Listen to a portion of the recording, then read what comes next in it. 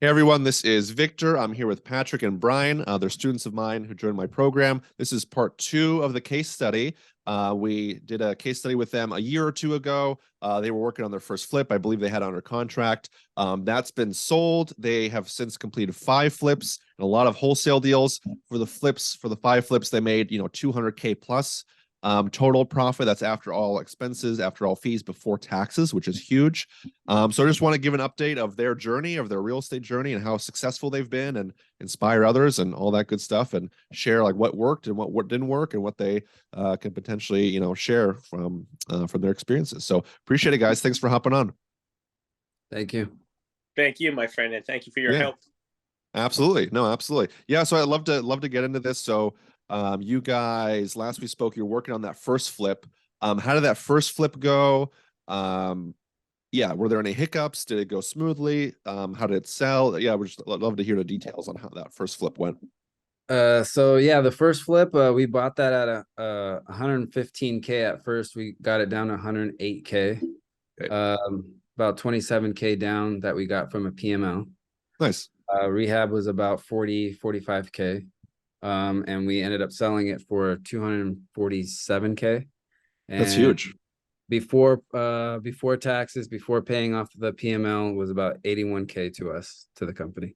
That's crazy. And then so because you used private money, like you had almost zero money into the deal, right? Like your money into the flip was almost like close to nothing, right? Yeah, or very minimal. For sure. Yeah. Yeah, I was going to say, so on that one, we actually got lucky. We never got such good private money terms again. That one we got, I think we needed about 25,000 down payment, and our private money lender lent us 16,000 at a whopping 0% interest. Whoa. It was more like a leap of faith. He saw 2 young, ambitious people try and get after it, and you never know till you ask. Right. And this guy wanted to see us succeed, so he's like, I'll lend you the 16K, just pay me back 16K. We tried to give him back interest, and he refused. So yeah, but he asked for a dinner in New York, steak dinner. We have to go fly out to New York and give him that. You still haven't done that? Okay. We'll get it done. But there was also no deadline on that money either. It was whenever we wanted. That's so crazy. So it was like a family friend, or like a family member friend, or like what? It was one of my sister's like long-term friends, like 20 years they've known each other. And wow, like it's one of the lessons I always say, like if you put yourself out there and you show you're ambitious, you show you're good-hearted, people are going to want to see you succeed, and you never know like how willing someone's going to be to give to you, to make sure you succeed. Yeah, especially at 0%. So that's awesome. So, but he didn't lend to you again after that? No, he didn't. But that's because he's scared of the real estate market. He's like, all right, I'm kind of scared of lending right now, because by the time we did that first flip was our longest one because it had the most learning curves.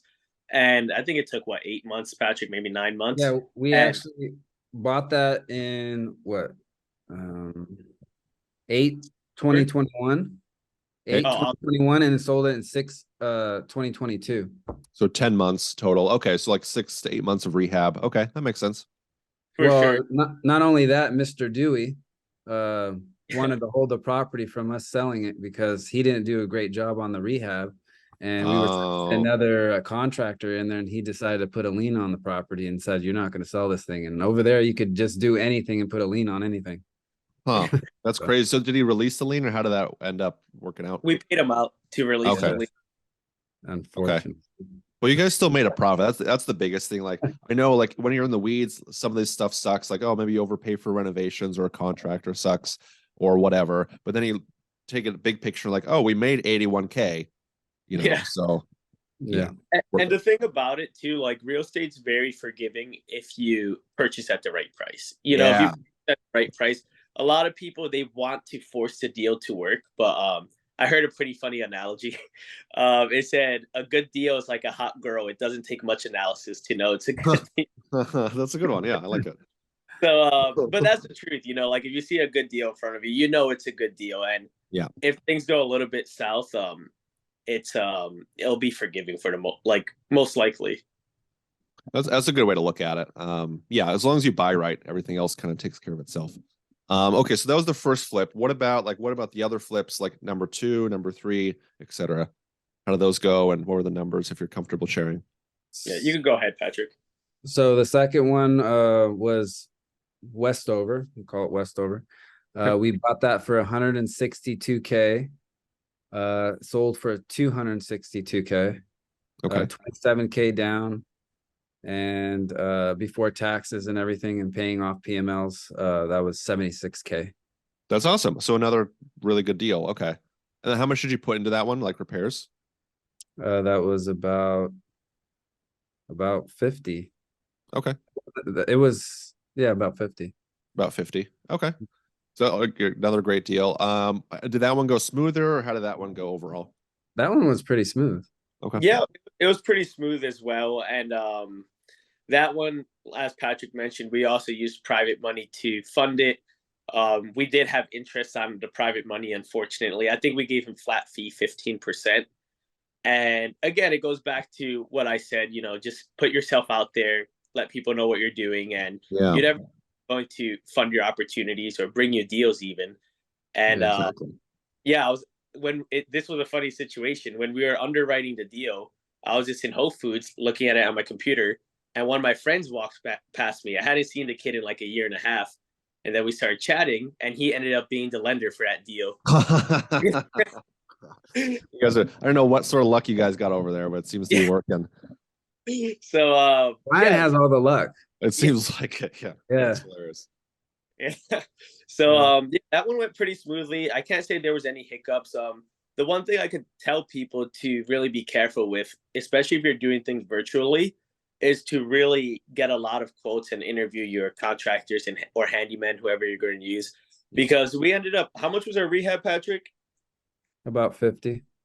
Yeah, so when I was calling people, a realtor referred me to one contractor, and she quoted us on a rehab for like 65,000, and that wasn't even including a roof. And even though somebody referred and said, "Oh, this person charges a good price and they do good work and everything," I wasn't going to take that.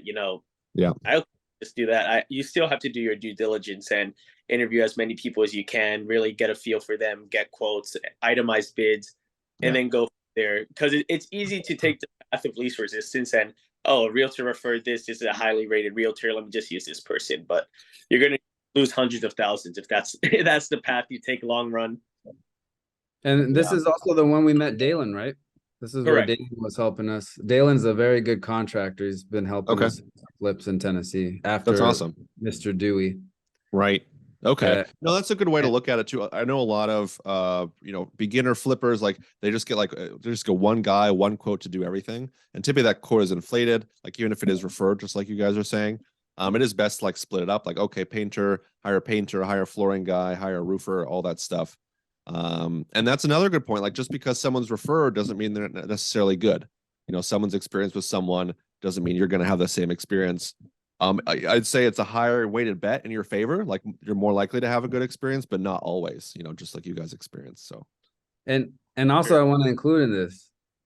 This was one that you looked at, but you recommended that we didn't take it on because of our first flip. But okay, really, we're hard-headed. Really wrong. Great work. Yeah. We went for it, and we also included the next flip onto our plate. Okay, awesome. So it was the second one. The third one, how did that one go?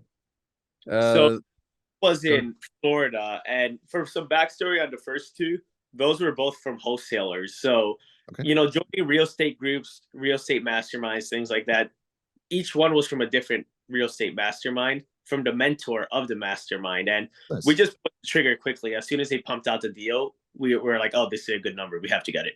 And the third one was from our own marketing channel. It was a Zillow for sale by owner, and it was in Florida, Fort Myers. And that one went super, super smoothly. I think the rehab was like, what, Patrick, 3 weeks, 4 weeks at most, maybe? Yeah. We bought it 11/20/21 and sold it on 3/20/22. No, we closed on that in January.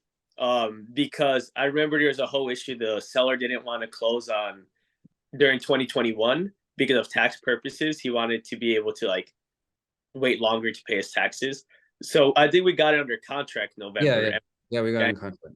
Mhm. And we closed January, sold it in March, and super quick rehab, super quick sale.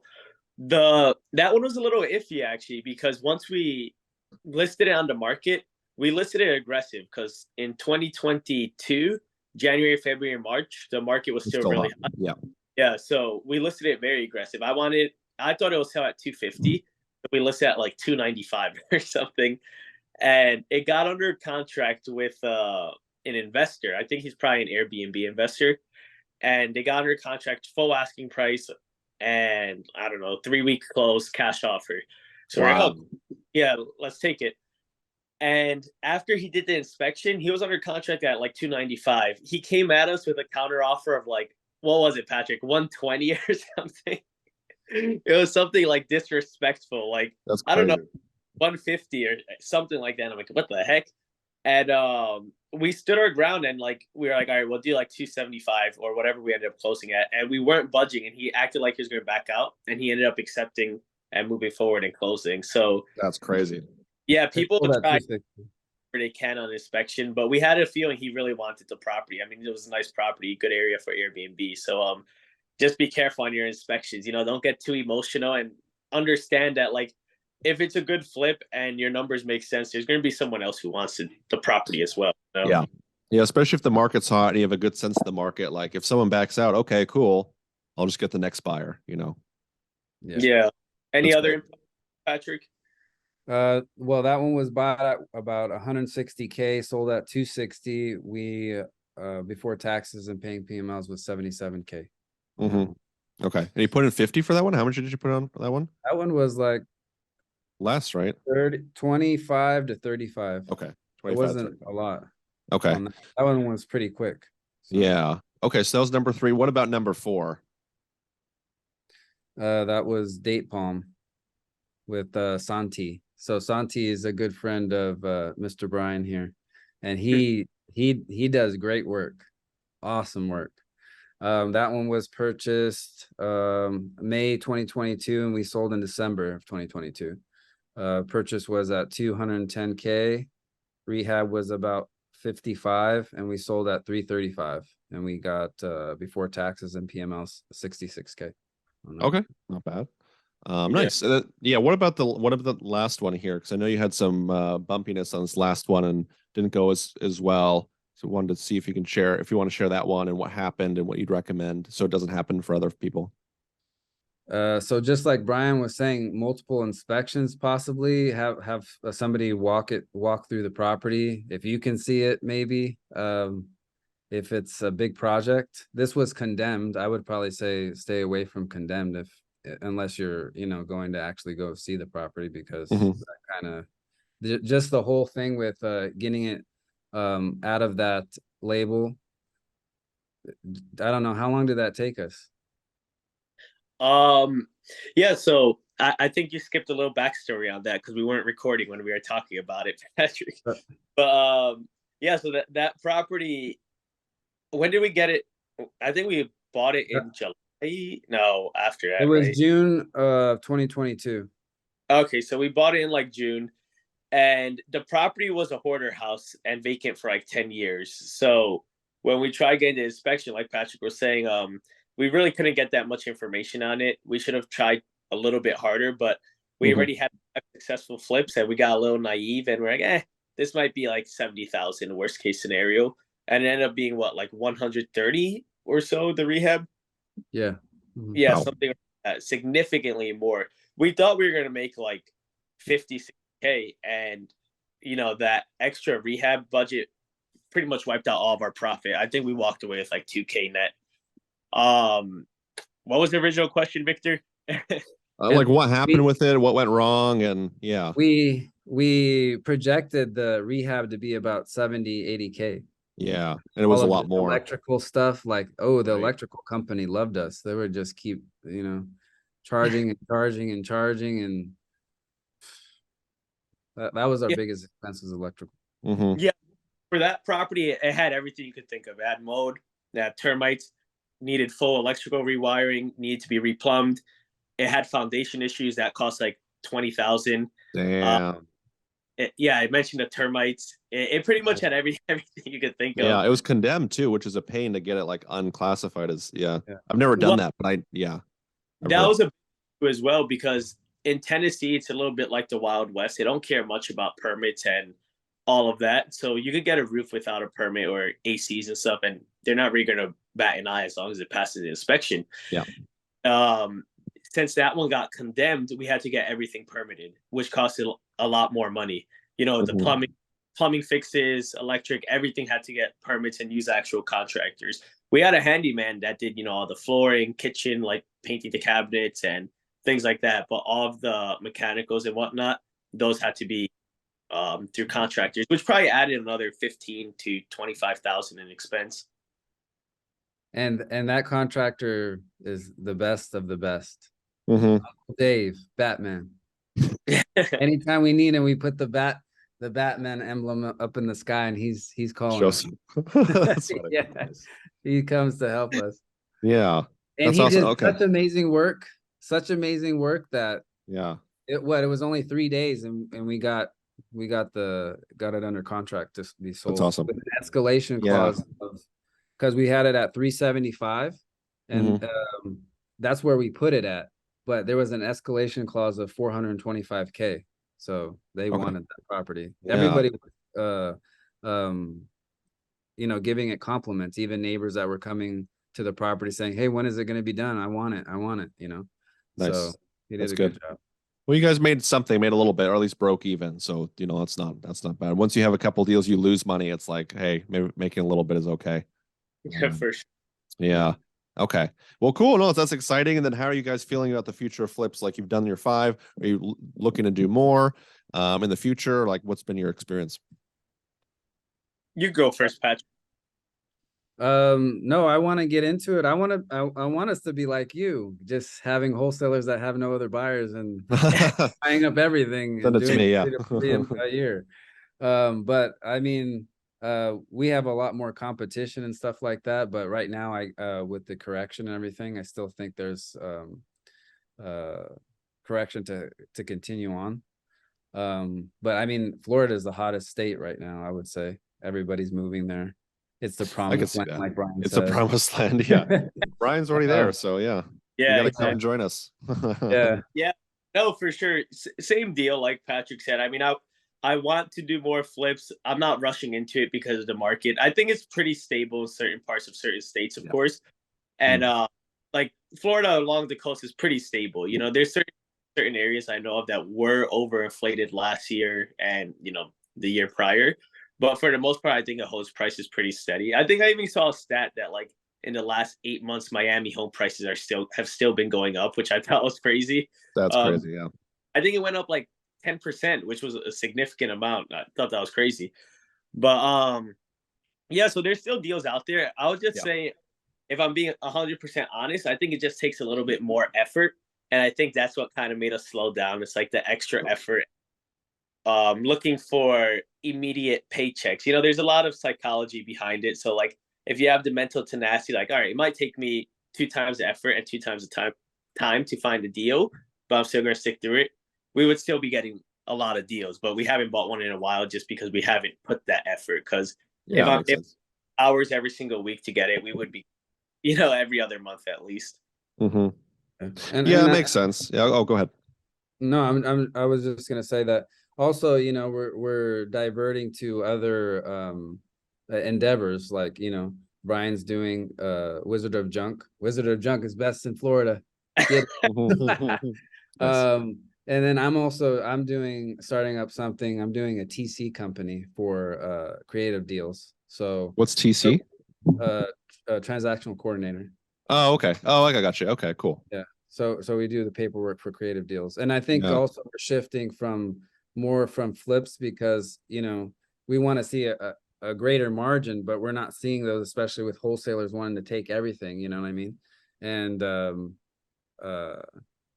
we're shifting towards creative more. So all of the VA that we're having that's doing the outreach, I'm and him is pitching the seller finance when they don't want the cash offer. So if we can get that, we have one lead right now that we're working on to to get a lead in Indiana, I believe it is. Okay. Yeah. Yeah, So- fingers crossed on that one then. But yeah, I mean, makes sense. Like as the market shifts, you have to shift, and it sounds like once it cools down, or not cools down, it gets more healthy because it's just such a weird market, such low inventory. But then, like I don't know, it's a really weird market. So if you guys take a quick pause or slow it down a little bit and pick it up in future years, that's totally fine. Or do it on the side, like you guys have your main business and then flip on the side. There's a lot of people who do that and are successful. A couple flips per year. Even at your numbers, I mean, that's 6 figures, like that's multiple 6 figures, which is crazy. So, yeah. For sure. Yeah, I completely agree because similar to you, we got most of our deals from wholesalers. Yeah. And I still have the relationship with them. It's just that now if they send me a deal that looks like it might make like, let's say 30 grand, I'm very hesitant to get that. I'm like, I'm not sure if I want to put that money. And then, especially if we're using private money, we might have to pay them, let's say 18% annual interest or something. Then Yeah. the market smaller, if unexpected comes up. I'm like, maybe just wait. So like if I see something that's looks like a 50 grand, I'll strike quick. But 30 grand, I'm like, for me personally, I'd rather hold back a little bit. Yeah. And go from there. I can see that. That makes sense. Yeah, it's rather better to be cautious and yeah. Yeah. I'm definitely taking into account now how long it looks like the flip would take.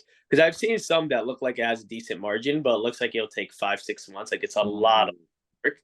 And I'd rather not mess with that right now. I'll do a quick in and out. There was a wholesaler that sent me one maybe like a month ago.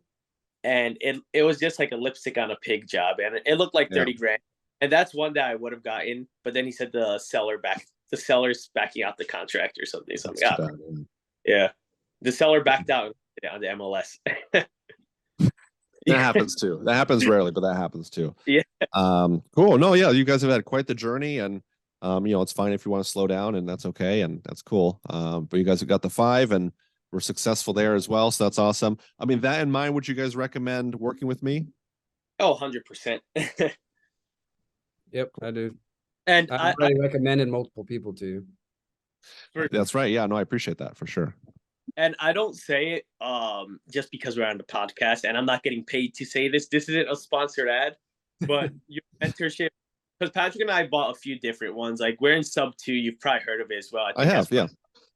Biggest one in the country. We're in Sub 2, and joined a couple other masterminds and mentorships. And yours has been the most impactful because I think the accountability, like it's super specific, and that's where people struggle. Specifics. They say they want to get in real estate, but then they want to get a rental in Detroit. Then they want to get a short-term rental in the Smokies, and then they want to do some wholesale and do flipping. But if you're investing so much money into one specific thing, flipping, you're not going to look any other direction. And I think that's what helped me and Patrick because of the focus. And when me and Patrick met, we actually wanted to get some Airbnbs. That was our initial plan. But we got your mentorship, and the sole focus was flipping. And we did some wholesale deals, but the only reason we wholesaled was because we were looking for flips, and those deals made more. And yes, I highly recommend 10 out of 10. And I would say that one of the key things that made us go with you on this thing when we first got our first flip, because we were like, well, if we're going to do this flip, let's get a flipping mentor. And then, you reached out to me on Messenger and stuff like that. And I was asking you, what's the way that you communicate? And you use the Voxer within 30 minutes, 15 minutes, you're answering our questions. That was like the key point to us, using you as our mentor. That's awesome. No, I appreciate it. Yeah, I think that like involvement, helping out, and just being there. If you have a question, just being there. But yeah, awesome. No, cool. I appreciate the kind words. I know you guys said the same thing last time in terms of like positive and like you would recommend it. So I appreciate that. Any final thoughts? Anything else you just want to share about your guys' journey? Any recommendations for new folks as we wrap up here? Just take action, and imperfect action. Just do it. I would say that success, whether it's in real estate flipping or any other business, it's extremely simple, but simple doesn't mean easy. Simple is actually, online, YouTube, Instagram, TikTok, whatever.